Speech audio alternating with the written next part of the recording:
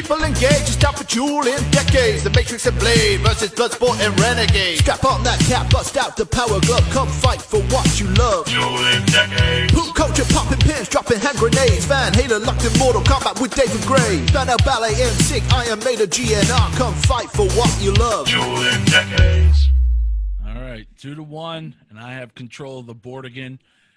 You know what? I'm going to throw a wrench into this whole game. We're going to go with movies next. Ooh. We always save that for last, but I want to mix it up for this one. So we're going to start off with movies. My first movie, I'm so glad, was in 1995 because it's one of my all-time favorite action movies. A group of professional bank robbers start to feel the heat from when police find out that they unknowingly leave a clue at their latest heist. In the movie Heat, released December 15th, 1995, written and directed by Michael Mann. This is one of the greatest ensemble cast films of all time, including 4 Oscar winners: Al Pacino, Robert De Niro, Jon Voight, and Natalie Portman. And then the rest of the cast is filled out nicely with Val Kilmer, Tom Sizemore, Tom Noonan, Ashley Judd, Dennis Haysbert, Hank Azaria, Mackenzie Williamson, Danny Trejo, Henry Rollins, Tone Loc, and Jeremy Piven. So just really an all-star cast. And the action sequence in this movie not only are phenomenal, they're authentic. And in 2002, the major scene in the very beginning of the movie of the bank heist, the big shootout robbery, was shown to the United States Marine recruiters at the MCRD in San Diego as an example of the proper way to retreat while under fire. So not only is it a great action movie, but they use it to train our soldiers how to save lives because it's that accurate. So that's my first one. I was in the Marine Corps. I'm going to go ahead and say that nobody was paying attention to that.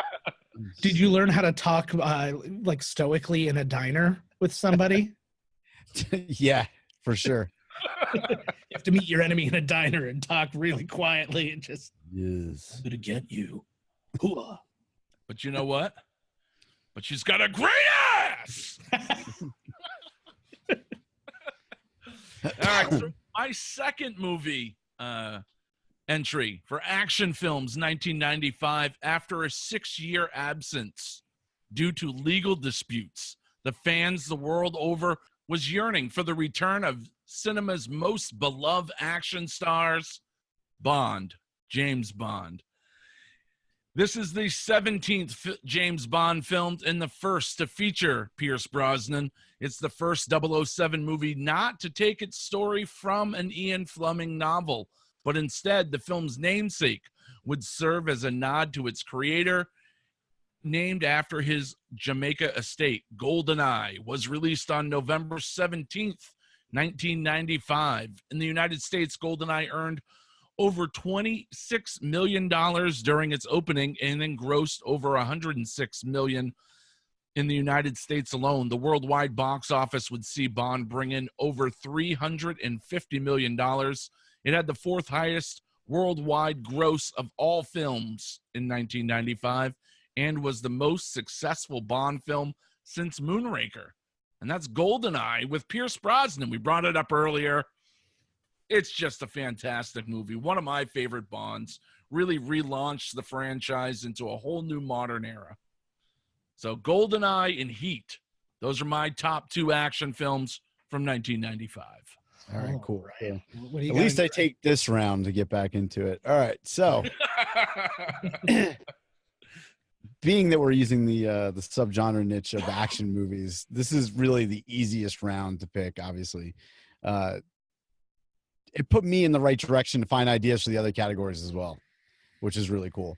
That said, these 2 movies need no introduction for any fan of the show. Probably it doesn't need introduction for anybody, but I'm going to do it anyway. We used to joke, to become a man, you had to watch 3 movies: Commando, Predator, and Rambo before your 13th birthday, and then you'd be a man. All right. And actually, I take that back. I'm not joking. That's a prerequisite to manhood. It stops you from tearing up when you scrape your knee, all right? You watch those 3 movies. lo and behold, 1985, we get 2 of these rite of passage movies. So that alone should carry some damn merit right here. All right. So first, we get Rambo First Blood Part 2. Sequel was released May 22nd, 1985, brought in a whopping $300 million worldwide, which is $705 million in 2019. I imagine that the rental market for this movie was probably insane.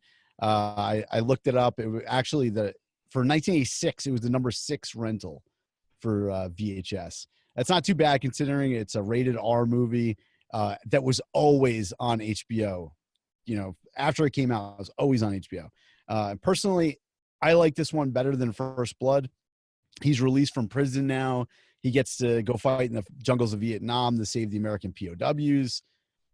And plus, the big factor for me, in 1, he barely gets 1 kill on screen.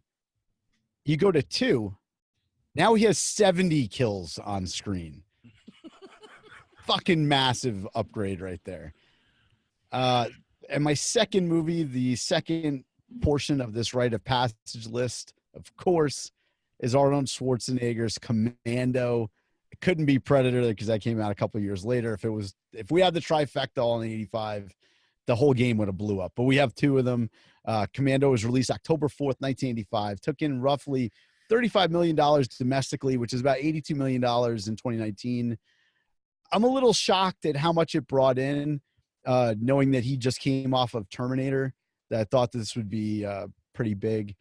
But I mean, it made its money. It only cost them $10 million to make this movie. But this is an absolute classic. Probably, I'm not even going to say probably, it is my favorite Arnold Schwarzenegger movie of all time.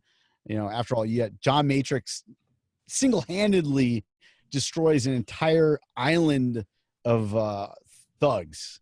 He kills 81 bad guys in this movie and then lays down some of the best one-liners in cinematic history. Wow. He's dead. We might have to do a whole episode based around Commando because I'm about to blow your mind. I've seen this movie exactly 1 time in my life, and I remember 0 of it, other than Arnold's in it and Alyssa Milano's in it, and there's a use of a sports car and a rocket launcher. That's all I know about that movie. You don't even remember steroid Freddie Mercury? No. Oh, you gotta go find him. Dude, how do you not remember anything from Commando? I don't know. It's just one of those movies that I only saw once and then it always escaped me. Yeah, see, my movies growing up were my 3 trifecta was a little different from yours. I don't care. No, it don't matter. It don't matter at this point. Mine was First You Blood. lost it. Take your card away. And Bloodsport. You can't pick First Blood over Second Blood. Yeah, you all can. right. Yeah, all right. Well, it's because it's more blood. Quality. Right, but name an actor he kills in the second movie. First everybody. Movie, David Caruso. Yeah, but everybody wants to kill David Caruso. Yeah, true. Okay, well, let's start with the 90s. I want to talk about, because I mean those were fantastic picks. The tie-in, of course, the fact that you were able to tie in 2 categories by bringing Pierce back is really cool. And I will say, because you were talking about movies you had to watch before you were 13, that was the month before my 13th birthday. Or no, my 14th birthday. So it was like we're right there. That this is like my formative year, if you will. So I mean, I totally felt this movie. It was kind of the early end of going to the movies with just your friends and that sort of thing. I mean, we had been before, but it just like that was kind of the beginning of it. GoldenEye was huge. That was my first Bond movie in a theater, which was a huge thing for me. And I remember that a lot.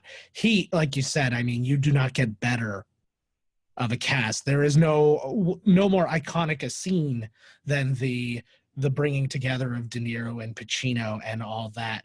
But in the end, we're talking action movies, and nothing is more action movie than the combination of Rambo First Blood Part 2 and Commando.